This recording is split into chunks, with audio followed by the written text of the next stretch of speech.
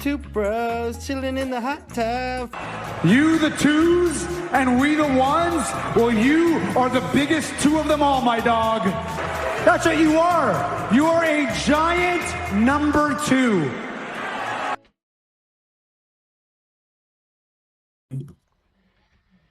Yo, what's going on, guys? Welcome to a brand new episode of the Two Bros Podcast. As always, I am Bryce, and I am joined by... I am Matt, and I am way too confident about my team right now.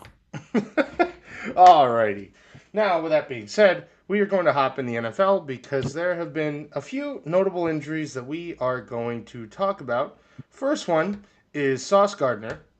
He was seen in a walking boot before the game, and he is considered week to week. What does this do for the Colts and their championship chances? A lot of people are already very down on the Colts after a loss to the Texans, but I think that we need to realize that the Texans are a much better team than people give them credit for. This defense is outstanding. This offense has a lot of firepower behind it, and this is also without Joe Mixon. So I think who's probably that, not going to play this year at all. Yes, I understand. But I think that this Sauce Gardner injury it's not damning for this team. He obviously is a very vital part of this defense when he's fully healthy, but we also haven't seen him there long, and they were already very good before he came along. So I think they'll be all right. I don't think this kills I don't think this kills their chances at a championship run. I mean, this team is starting to show cracks, and it sucks because we're going to talk about something. Because we're doing a power rankings episode this week. For those of you who are joining us right now and watch this one first, we're going to do the power rankings episode. And I talk about that a little in the power rankings about how this team is starting to show cracks. And if they're not if they're not dominating the run, they look beatable. And they are not. The last few weeks, they haven't dominated the run. They dominated the run, obviously, against the Falcons in Germany, but they didn't look good against Kansas City. And last week, they didn't look good. Or they looked okay in the run game. This is a team that I think they still have a strong chance of making making it very far. And I believe they'll make the playoffs. It just really comes down to if they can take down Jacksonville this week. Yeah. I think they will, but that's besides the point. Next one is Justin Herbert breaks his left wrist. He had surgery already, but he's not expected to miss time. And Trey Lance will handle the goal line snaps and snaps under center this week. What does this look like for the Chargers? Sorry, I realized I didn't put the Jags Colts in my predictions, so I need to fix that. You're all good. I still believe that. So this is gonna be a tough week for the Chargers. I'll keep talking. This is gonna be a tough week for the Chargers. While I don't believe Philly is that good of a team in general, we've seen them struggle with teams that they should easily beat the past few weeks. This is still a tough defense to face. So you really want to see that. You really need to hope that Justin Herbert plays and he plays to his best ability this week. Because if you have Trey Lance facing that Eagles defense, you're in a bad position. But I do believe the Chargers defense is good enough to hold a very stagnant and slow and ugly Eagles offense off. So I think there's a bit of a give and take. I think the Chargers should win this game in a pretty easy fashion, in my opinion. But Justin Herbert definitely needs to play. Yeah. And obviously, Trey Lance is going to handle very few snaps. Obviously, goal line snaps and snaps under center, which aren't that much, which is realistically not that much. It's probably going to be, 3, 4, 5 plays at the most. He's going to be handling handoffs pretty much. He's going to be handling handoffs. He's going to be handling tush pushes. He's going to be handling passes at the goal line under center, which... I don't know if he throws a single pass. I don't think he does. But next one is another quarterback because Daniel Jones, for a few weeks now, has been dealing with a fibula fracture. But as everybody has clearly seen, he's going to play through it, and he's been playing through it. He's been playing. He's been playing good through it. He's been balling out through through So this. this is one of those injuries that I was worried would really hamper the Colts, but it seems like Daniel Jones having to rely on the passing game has actually Yeah. been very good for him as a player. Mhm. It does kind of make them more one-dimensional though, with It him not does. being able to scramble. It makes it where the only player running that ball is me, Jonathan Taylor. So Yeah. people stack the box a lot more. If it's like a 3rd and 4, you're kind of expecting a pass or Yeah. you're not expecting Daniel Jones to move out of the pocket, which does really hamper their offense. We saw for the first 2 weeks of the season where you had to worry about Jonathan Taylor running the ball, you had to worry about Daniel Jones running the ball, or you had to worry about Tyler Warren or Michael Pittman getting involved with the pass game. You take away one major piece Even of this Tyler Warren in the offense. run game. So you take away one major piece of this offense, and it does to make them more stagnant. But I do really like what we're seeing out of Daniel Jones as a straight passer. Yeah.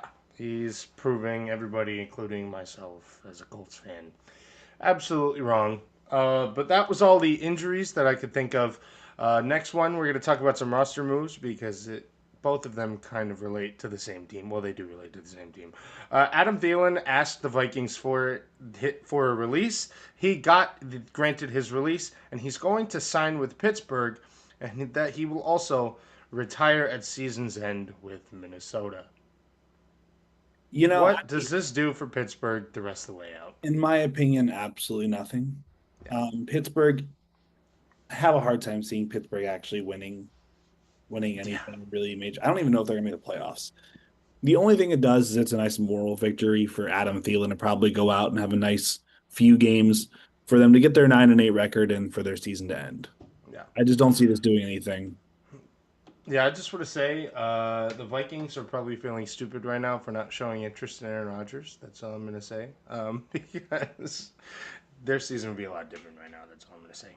And now Pittsburgh and Darius Slay today have agreed to mutually part ways. Darius Slay is both of the guys that are actually coming in and leaving Pittsburgh are 35, meaning they're both at the end of their day. They're both at the end of their wheels. They're both at the end of their ride.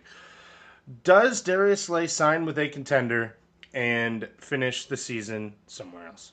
I don't know if Darius Slay signs with anybody, to be honest. I just don't know if he has much to give a team at this point. We saw how he was a healthy scratch many times. Yeah. And nothing against the guy. I think he was an amazing player in his prime, but Yeah. I just don't see him being beneficial to any team at all. So Yeah. there's a good chance he completely goes unsigned, or if he gets signed into a practice squad of a team who is insanely deep, who just wants to make sure they have somebody in case injuries happen, like an I Indy agree. or a Kansas City. I mean, Indy. Oh my God, Indy as a corner 4 would be incredible. And he wants to go to a title contender. That's a team that is looking like a title contender right now. That's all I'm going to say. Oh my God, I want that to happen so bad right now. Next, we have Kansas City and Dallas. We're going to talk. What am I going to say?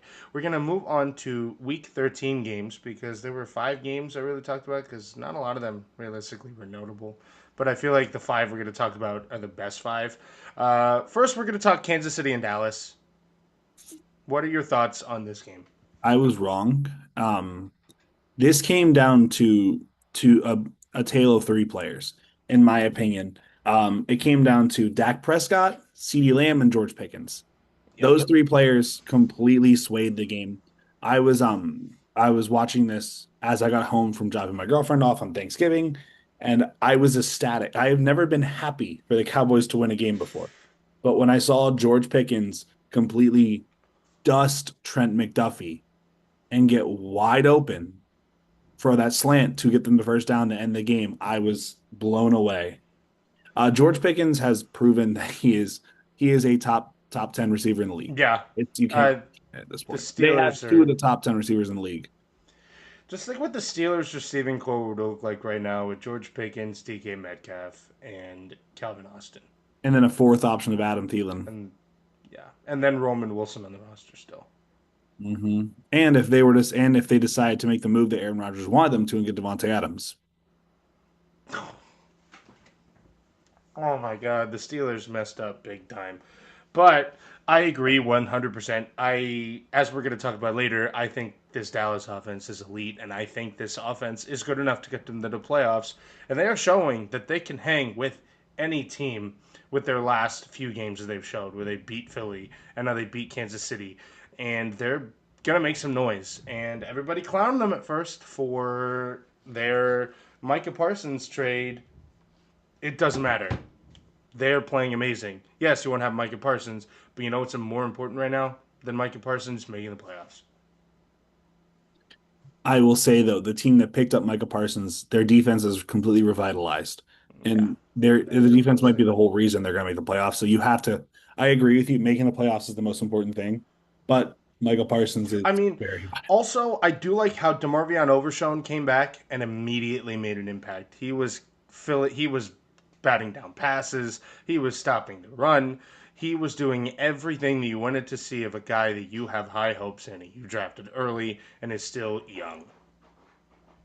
Oh no, he's. I think he's amazing. I think he's going to be a great young player for them when he's fully healthy. Yeah, this defense in a few years, and they are already having guys making impact from their trades. Quinnen Williams and Logan Wilson were also huge for Dallas's defense on last Thursday. They were massive. Next, we're going to talk about Chicago and Philadelphia. This is a game that you got wrong. Packer We fan, both you got want wrong. to talk about this? We Yeah, both I got got it wrong. wrong. I got it wrong too.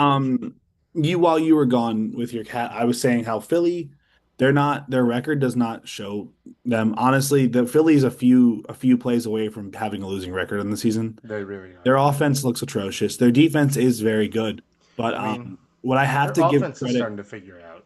what I They're have to starting give to figure credit it out. to for Chicago is their run game. They have two really solid running backs. I still not worried about the Bears as a Packers fan or just an NFL fan in general. The Bears are always going to be the Bears. I just do not foresee the Bears coming out of this gauntlet with more than one, maybe two wins max. Yeah, their And the only other win I schedule. can see them getting is against Detroit. Yeah, you and I talked. Their remaining games on their schedule are absolutely brutal. They have Um, Green Bay twice still. They have Detroit Green again. Bay, They Detroit, have, San Francisco, and yes, they have yeah, the Browns, so that's an easy win. yeah. But But this game more speaks to Philly for me than anything else. Philly needs to figure it out.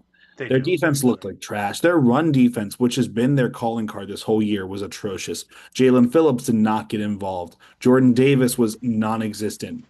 Nolan Smith, so many of these guys who have been vital to their defense just didn't show up. And I really think that that is the reason they lost this game. If you look at it, they held their own. If you take away this run game for Chicago, it's game over. They don't do anything. Oh yeah, their offense. Whether their offense looked really good. Jalen Hurts was passing all over this defense, and this is what we said about Chicago in the past on our Thanksgiving episode. Is that their defense is susceptible to allowing a lot of yards and a lot of points. And guess what? Jalen Hurts passed for almost 300 yards on this Bears defense. And Jalen Hurts is not a guy who passes for a lot of yards usually, but if he's passing for a lot of yards, your defense is screwed because this guy has shown that he can win with his legs, and now he can beat you with his arm, as he's done multiple times this year when people said he couldn't do it. But yeah, no.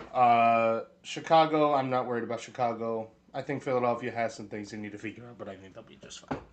Next, we're talking Houston and Indianapolis because this is the first time this year that the Colts have scored less than 20 points in a single game. What are your takeaways from this game? I mean, for me, this just shows how good Houston's defense is. It's ironic. We're going to talk a little bit more about Houston later on, but Houston's defense is someone. It's a part of their team that makes you scared if you have to play them.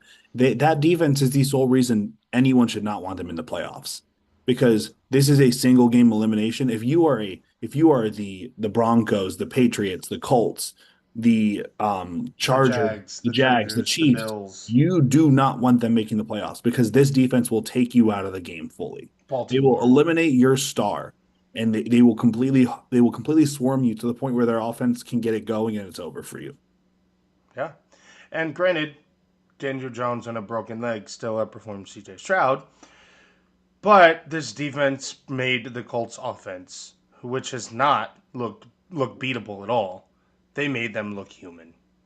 And Daniel Jones didn't even complete 60% of his passes. He only threw for 201 yards. Jonathan Taylor didn't average his normal 100 plus. They made this offense look like anybody can beat them. And I think this is concerning for the Colts because this is the formula. This and the Chiefs game is the formula to beat this team. The Chiefs You game is shut the Chiefs game is hard to call because there were a lot of plays of that second half that should have gone the Colts' way that weren't called it by the refs. So I think you probably want to more refer to the Texans game because the Texas game, really, yeah. that was a clean game. Both teams got calls made on them that were supposed to happen. But no, you're right. The Texans gave us the formula on how to take down Indy, as they have been doing the past few years. This is this is what I was worried about as a Colts fan when the cracks are going to happen, and they're starting to happen. So, alrighty, next we have another team of mine, the Rams and the Panthers. What is your big takeaway on this? The Panthers might be the best confusing team in the NFL. They go from getting smacked in week two, not smacked. They go from losing to the Cardinals in week two to beating two of the best teams in the NFC, in the Packers, The two best teams in the two teams and the best teams. And didn't they also beat the Cowboys this year as well? Yeah, they did. They beat the Dallas. Cowboys, who are a very solid team. They beat the Packers. They beat the Rams. They held their own. They've held their own against many good teams. The only matchups that they are like, dang, we need to fix it is the Patriots game and the Bills game. Even the 49ers game to an extent. Yeah, the 49ers game got away from them, but it really turned into their offense being stagnant. If you looked at that game, they picked off Purdy, what was it, 3 or 4 times? 3 times. 3 times. If their offense figured it out, they blow them out. They blow the Niners out of the water. Now, this game speaks once I'm gonna kind of say the same thing I did with the Bears game. This game speaks more on the Rams than it does anything else. Oh, Bryce, you there? Yeah, I'm here. Your camera went. What the hell? I'll speak while you're talking. This game speaks more about the Rams. Can you hear me? You just can't see me. I can hear you, I just can't see you. There we go. Now you're back. I This don't know game what speaks happened more with on my the fact camera. that the Rams are a beatable team. Matthew Stafford threw his first interceptions in what was it, almost 2 months? I think, yeah, almost. This 2 is months now before. 4 total interceptions on the year for him, and half of them came in one game. So this is a beatable team, but it's going to take a Herculean effort. And it did. And it You took, look at the it Panthers. took Bryce Young having a near game of his career. Oh my God! And he had a 448-yard, 3-touchdown, turnover-free game a few weeks ago, and I still think that this game is better. Than Three that Falcons game. touchdowns. He had 3 touchdowns on 4th down. It took a Herculean effort from Bryce Young, putting the team on his back, turning into broken leg Greg Jennings from Madden, and winning this game for them. A broken leg T.O. in the Super Bowl. Oh, they didn't win, so we're not going to talk about that one. But this defense is proving for the Panthers that they can shut anybody down. In the last 2 weeks, they have picked off the NFC West 5 times. 5 times in the last 2 games alone have they picked off 2 of the contenders in the NFC. And 2 quarterbacks who are pretty well known for playing the ball, playing it safe, and keeping the ball. Brock Purdy, who doesn't turn the ball over, got picked off 3 times by this defense.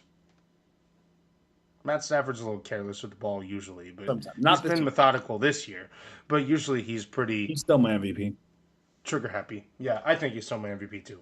But next we're going to talk about Denver and Washington.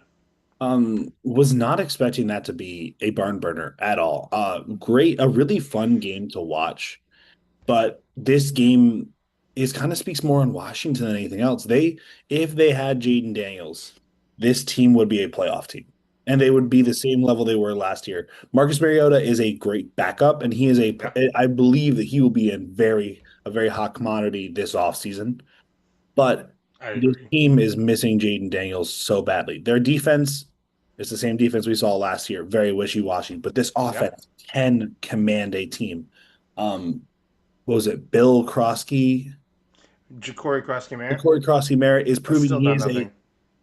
he's proving he can be an asset to them, but just not right now. They need Austin Eckler back, and they need Jaden Daniels bad. Yeah. Marcus Mariota played his heart out. He went what? It was 27 for 58 or like 29 for 58 or something. Through 298 yards, 3 Mhm. touchdowns and an interception. And the only reason they lost is cuz they had to go for it on fourth down in overtime. In which had they have converted, they probably would have kicked the field goal to win the game. They, But they, they were, if you look at it, they played like the better team. they did. Yeah. They were the better team. And no knock on Bo Nix because he had a good game too, and the Broncos coached the game perfectly. But this Commanders team, as we're going to talk about later, is a lot better than people think. Their record does not show. But another player I want to talk about is RJ Harvey. Um, had he maybe he not a lot, did not have a lot of rushing yards, but he got in the end zone twice. He has always been a threat when it comes to the receiving game. And if you look at his stats in the year, only 279 rushing yards, but he has 4 touchdowns. Along with that, he also has 222 receiving yards as well, Oh my God, with 4 receiving touchdowns. we get her done on the ground during the year. He is the do it all back you can expect. And he has been so vital to this team in many ways. I think Yeah. he's the kind of guy who does not need to give you 80 to 90 yards a game. He can give you 50 rushing yards and 35 receiving yards, and you'll be great because of it. Yeah. Now we're going to get into the Week 14 games because this week is going to be nuts. We're This going will to be do Thursday wild. Night Football first because that's on in 2 days and it's the first game of the week, in which Dallas plays Detroit. Who do you have winning this game? I have the continuance of Detroit's fall. I have Dallas taking this game. I have Dallas winning too, actually. I have Dallas winning 27-24, and I think it's because of Amon-Ra may not play. It's also because just Detroit is really their offense. It looks amazing. Their defense cannot hold their own right now. Oh, their defense is bad. Their It's defense is been letting bad. up so much, and I get it. Toyota Thon Jordan Love showed up. By the way, that's why the Bears are going to lose this week. But Jordan Love may throw 6 touchdowns and no he's interceptions. going to get vengeance for his mentor. That's all I'm going to say. But I have Dallas winning this game. Yeah, I have Dallas winning too. Next, we're going to move on to the early Sunday games with Indianapolis and Jacksonville. Who do you have winning this game? We spoke a little bit on this earlier. I still feel like Indy should take this game. Yes, it's in Jacksonville, and Jacksonville tends to steal a game from Indy every year. But I like what Indy can do. They need a bounce back win. I think this is the game for them, and I think they understand how important this is for their division. So Yeah, I think Indianapolis wins 28-20. I do think that this is going to be a bounce back game. They're going to be mad after losing the last 2 games in a row, after when losing the first 10 games of the year. But yeah, they're going to win 28-20. Next, we have Seattle and Atlanta. this should be an easy one for Seattle. This is the Sam Darnold bounce back, get back right game. Seattle wins 31-17. Wow, not your blowout of the week. I really expected that to possibly be it. Absolutely not. No, we have Cincinnati and Buffalo. So this is where I'm actually going to shock you. I'm going to take Cincinnati here. I think with Burrow coming back, he is playing like a man possessed, and I just don't know if I fully trust this Buffalo defense to stop a revamped Bengals offense. So give me my upset. Give me Cincinnati. I have Buffalo winning 30-27. I don't think the upset's going to happen. I think Burrow's going to keep it close, but they're going to be eliminated from the playoff contention. We'll see. Oh wait, no, they're still not eliminated from playoff contention. Yeah. Yet. That's right. They're basically eliminated. Next, we have Tennessee and Cleveland. I have Shador bouncing back here. A battle of the two most hyped quarterback prospects of the year. I have Shador taking the edge and giving his team the win. Yeah, I have Cleveland winning 21-13. I do think this is going to be a nice bounce back game for sure. And Tennessee's going to play them close, but Cleveland's defense is too much. Next, we have Washington and Minnesota. I have Washington taking this game. Even if JJ McCarthy plays Max Brosmer, I don't trust either of the two of them to take down Washington, who almost beat one of the best teams in the NFL. I like Washington with this game. I can't believe I'm going to say I'd much rather have Carson Wentz right now if I'm a Vikings fan. Oh, by far. One of my boss is a Vikings fan, and he was saying like he agrees Carson Wentz has been better than either of those two. Alrighty. Who do you pick? I have Washington winning 30-10. Okay, we've agreed on everything except for Cincinnati. Next we have we'll do the win Yeah, total after this. Next we have Miami versus the New York Jets. I have the Jets taking this one. I that's definitely a bit of an upset, but I kind of like this team rallying around Tyrod Taylor and Aaron Glenn, and I like what the defense is doing for New York. So give me a bit of an upset. This is a different team than the last team the Dolphins faced this year.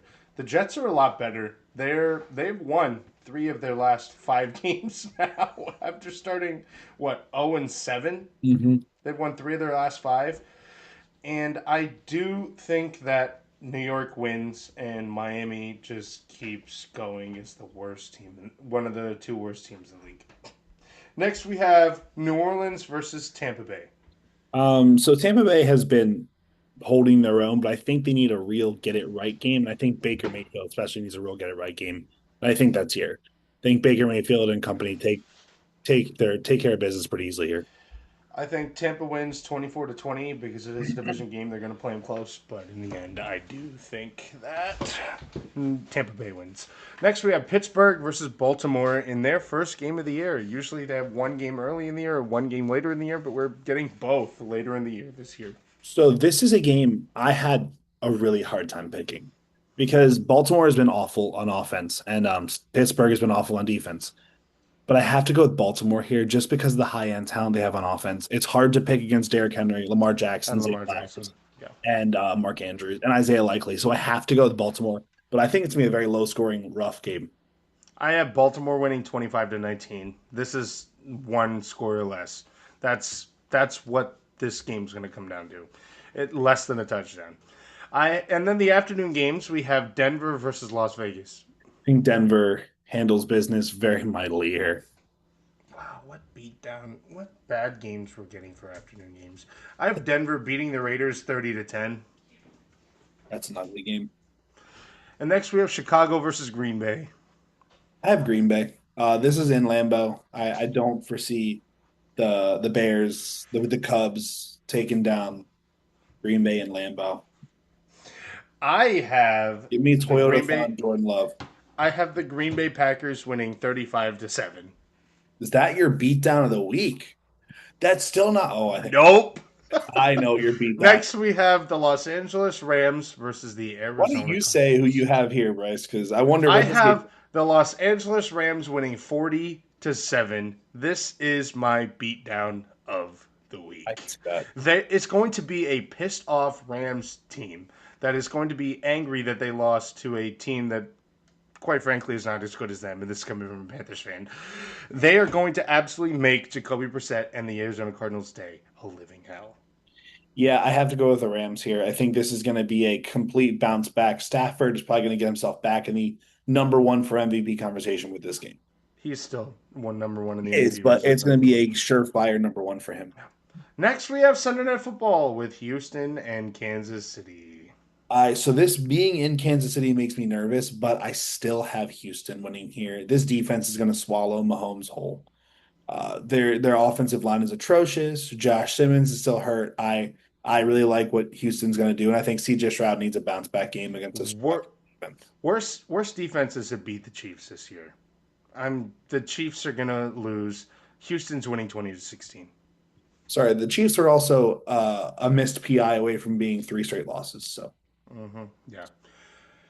Next, we have Monday Night Football with the Philadelphia Eagles and the Los Angeles Chargers. Who do you have winning? I have the Chargers taking this game.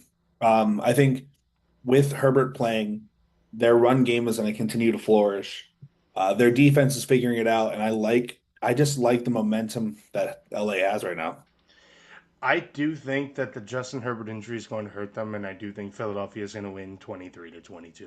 It's going to be a close game, but this might be my game of the week right here. This is my game of the week. I was thinking that. This is my game of the week for sure. Finally, we're getting a good primetime game. A good Monday night football. We're going to get a good Thursday night football game and a good Sunday night football game and a Monday night good football. Monday night football game. Oh, by the way, for fantasy owners, this is the week to bench Lamar Jackson. As much as I love him, Yeah. I think this is the week to bench him. They're always a slow, ugly defensive games of these two. Yep. If you have, like for me, I'm starting Joe Burrow. Run with whoever your backup is, unless it's Yep. like Caleb Williams, something like that. Unless it's Max Brosmer, then what are you doing? Why Unless- is Max Brosmer? First off, why do you have a single Vikings quarterback on your team? Just cut them. I'd rather have no quarterback. Unless it's Carson Wentz. But even then, Carson Wentz is done. So don't. Yeah. But anyways, that we have a little bit of time. I don't know how long the power rankings is going to take. But I'm going to do this game now. We're going to end with this little thing. I watched the Deep 3 podcast today. And, well, it's their football one. I don't forget what their football one's called. But they did a, will this quarterback be the GOAT of their franchise? And I'm just going to name you a few guys. And you're going to say yes or no. Yes. Wow. Okay. The Chargers and Justin Herbert. No. I believe Philip Rivers will always hold that title. And Dan Fouts. Dan Fouts. I But still think it's Philip Rivers. There's a legitimate argument, I think. The only way he does is if he wins the Super Bowl with them. Okay, this next one's not even fair because there's no way in hell but I'm going to do it anyways. Jordan Love. No. I think He's Jordan got, Love he's got not only Bart Starr, he's also got Brett Favre and then Aaron Rodgers to be who better is than. the GOAT of their franchise. Yeah, he's not overtaking it. I think he could be the second, number 2, but I just don't think he'll ever overtake Aaron Rodgers. Okay, next, Jaden Daniels. Yes, I think he can. I think he could be. All he really needs to do is have an MVP and lead them to the conference championship a few times. Yeah, that's fair. The only other MVP in their franchise history is Joe Theismann. Yeah, and honestly, I think he was overrated anyways. What's up with people hating on Joe Theismann? No, Theismann's a beast. I just don't think he is the top 20 caliber of all time quarterback that everyone says he is. Trevor Lawrence. I still say no.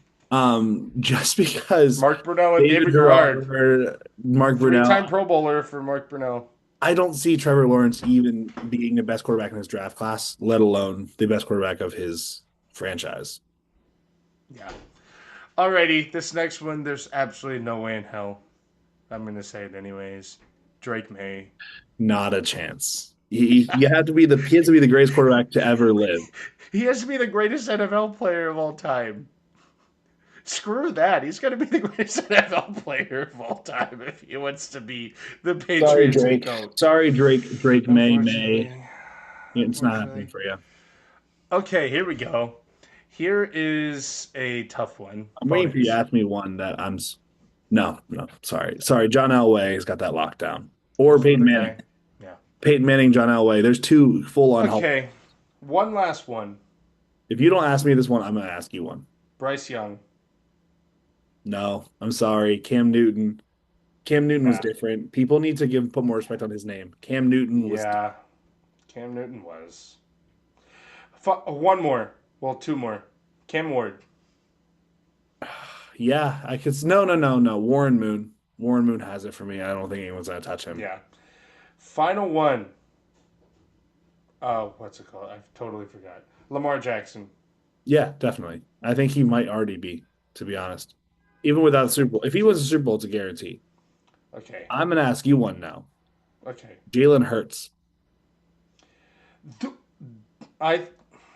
It's tough because obviously if you look at who people consider the Eagles GOAT right now, it's either Donovan McNabb or Mike Vick. I don't even think it's or Vick. maybe Nick Foles. I think it's probably Donovan McNabb. The competition is either Jalen Hurts or Donovan McNabb. And Jalen Hurts already has a Super Bowl. And Jalen Hurts has the Super Bowl. He's been to 2. The only thing he doesn't have right now is an MVP. And Donovan McNabb went to numerous conference championships with the Eagles. And Jalen Hurts has been to 2 Super Bowls and won 1.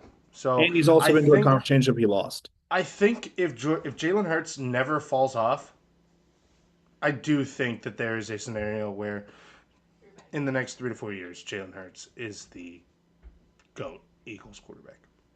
Are there any quarterbacks who you are like, yeah, they're already the GOAT of their franchise? Like Pat Mahomes, Josh Allen, of course. Unfortunately. Josh Allen, I don't know. He's never been to a Super Bowl. Their GOAT has been to 4 straight. So Pat Mahomes, we can clearly say he is the GOAT of his franchise. Here's one, CJ Stroud. They're such a young team. I say if he can get them to literally one Super Bowl and maybe win an MVP, yes. I mean, his competition is Matt Schaub and Deshaun Watson. So Yeah. Not hard. The only active quarterback who's probably the go to their team right now is I would say is Pat Mahomes. yeah, and the only reason it's not Aaron Rodgers is because he's not a Packer anymore. Yeah. You could argue that he stayed a third year with the Jets. He might have been their go quarterback. No, Arch Manning will be their GOAT quarterback. Okay, here's one. 9. No. Alrighty, that's gonna do it for this episode. If you guys liked it, you know what to do. Like, comment, subscribe, and as always, we'll see you guys next time. See you on the Power Rankings episode. Peace.